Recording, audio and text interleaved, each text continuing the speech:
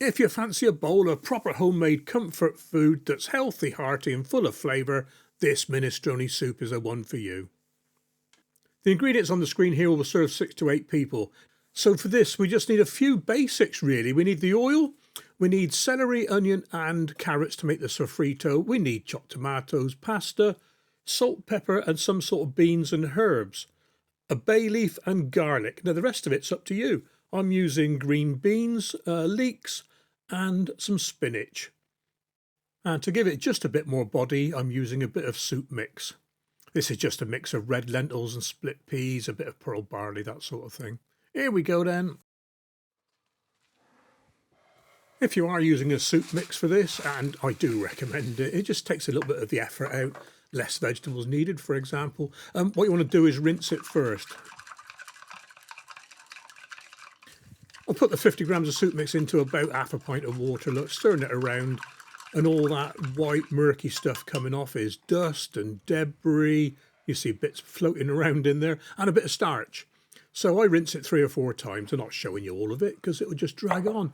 There we are, all nice and clean, and set them to one side for later.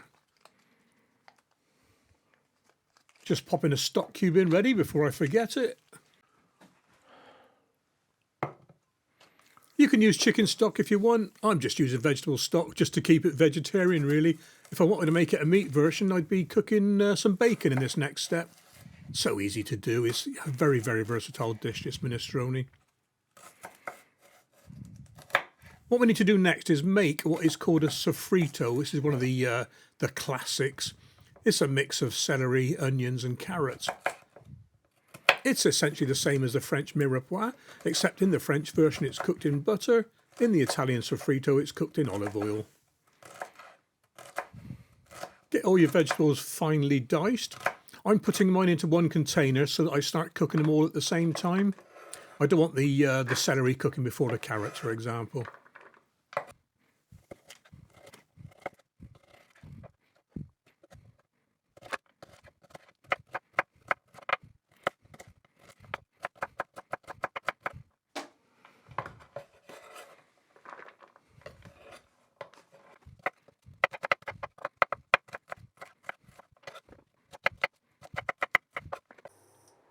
Okay then, let's get the sofrito cooking.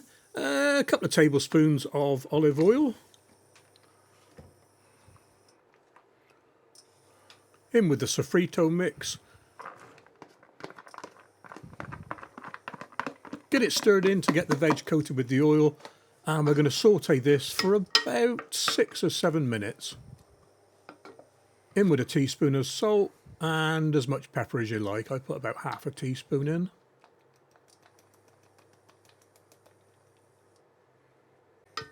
Give it a good mixing again and get on with the rest of the dish. Now this is where you make the minestrone your own. You can put in whatever veg you want really. There's no point putting any more celery, carrot or onion in. So I'm putting some green beans in and a piece of leek that I left over in the fridge. You could put in whatever you want. Swede, turnips, Savoy cabbage works very, very well. I'm putting a bit of spinach in a bit later.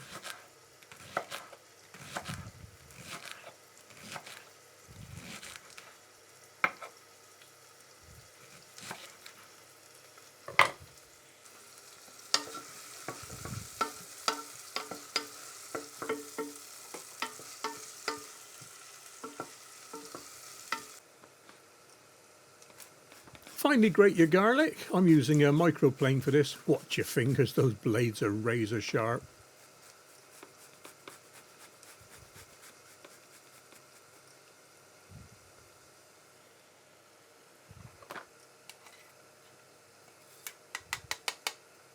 And as I said, I'm adding some spinach. And what I'm doing with the spinach, I'm cutting the stalks off. Sometimes the stalks stay a little bit hard, so I don't really want the hard bits in this minestrone. Started off with the best intentions of nicely cutting them off with a knife, rolling the leaves up and trimming them down a little bit so they're a bit smaller. And then I got fed up with that and I just started ripping them to pieces.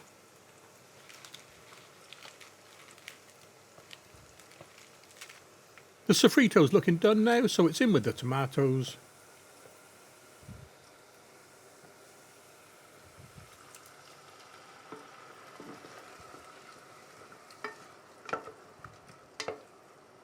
Give it all a good stirring. In with the bay leaves, and in with the vegetables, and in with the soup mix. And again, stir it all up.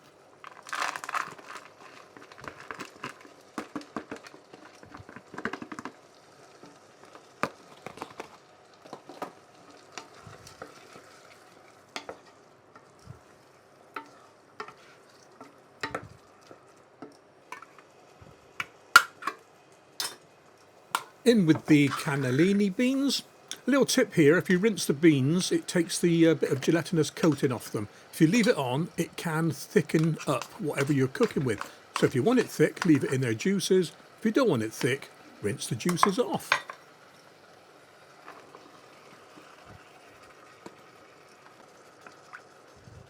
In with the veg stock and get the whole mix up to the boil. Now, time to choose which pasta you want to use.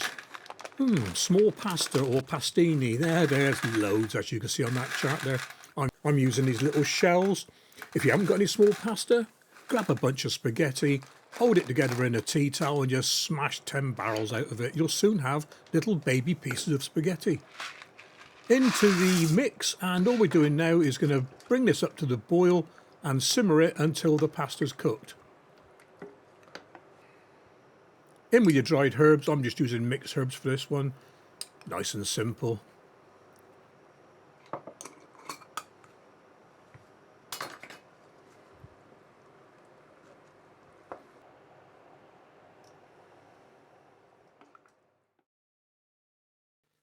Pasta just about done. Time to rescue the bay leaf before somebody eats it. So in with a bit of spinach. Do I want all that? No, I think it's too much. Well, let's just see how that wilts down first. Yeah, get it in there. And I'm going to put in just a couple of basil leaves. I don't want it to be overpowering.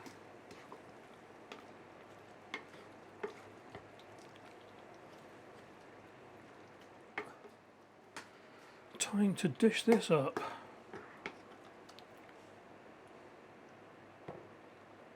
Oh, look at that. A little bit of parsley to set it off.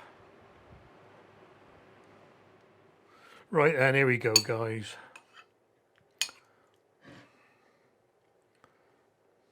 Bit big that.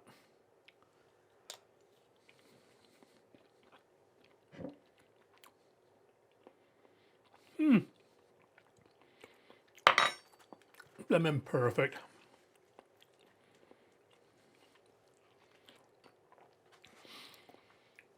Well, I'll tell you what, guys, you've got to try this one. And you've seen how simple it is. All it is cutting up vegetables and cooking them. It's not exactly rocket science, this one. Right, I'll put that aside because that's for supper. Not sure how many I'll get out of this because I want a bigger portion of my supper, really. That's all I'm having tonight. Minestrone and a bread roll. Yeah, I'll do 2 of them then.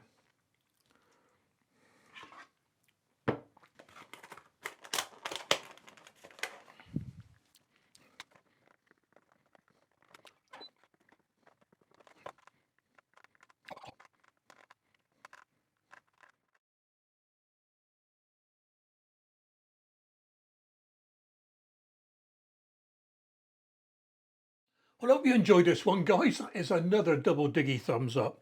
Look after yourselves, take care, and I'll catch you on the next recipe.